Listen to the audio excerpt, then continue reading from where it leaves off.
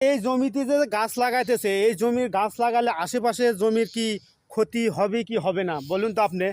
ক্ষতি হবে, কেমন ক্ষতি হবে বলুন আপনি? ডবল ক্ষতি হবে। ডবল ক্ষতি হবে। তাই গাছ লাগা উচিত না? না, গাছ লাগানো হল না। গাছ লাগানো হবার নয়। না, তাহলে মানুষকে কি বলবেন আপনি একটু বলুন? গাছ না লাগায়। আমি চাই এই জমিতে যেন গাছ লাগানো না হয় এই জমিতে, কেননা আশেপাশে আছে, তবু তো উমরাও আছে। আরো জমি আছে।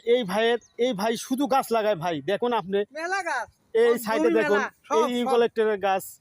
এই ইউক্যালিপ্টাসের গাছ কেন সবগুলি- লাগাবেন উনি? সবগুলির ক্ষতি। মানুষের ক্ষতি করুক। এই ইউক্যালিপ্টাসের গাছের আশেপাশে যেগুলো ধান হয়, ধান হয় না, পোকরাল লাগান ধান হয়। তাই আমি বলবো দেখুন, এটা ওনার। আবার এই জমি কিনছে, এটা ওনার। কেননা এই জমিতে যদি আপনার গাছ লাগানো হয়, চারোপাশে দেখুন সব ধানি জমি। এই ধানি জমি, এই আশেপাশে জমি আলারা কি করবে? আপনারা দয়া করে বিবেক বিবেচনারা কি করার করবেন। এই ভাই দেখুন ছোট ছোট গাছ লাগানোর জন্যে খরা করে রেখেছেন, বা এই জায়গায় গাছ রোপণ করবেন।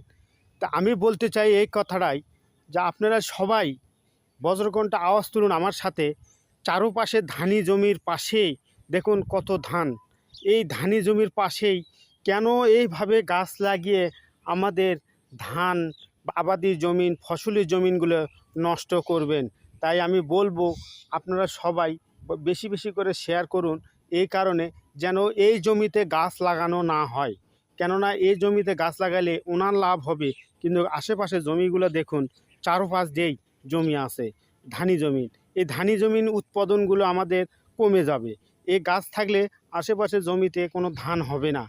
তাই আমি বলবো ভিডিওটা বেশি বেশি করে শেয়ার করে উচ্চ পর্যায়ে কৃষি মন্ত্রণালয়ে পাঠিয়ে দিন।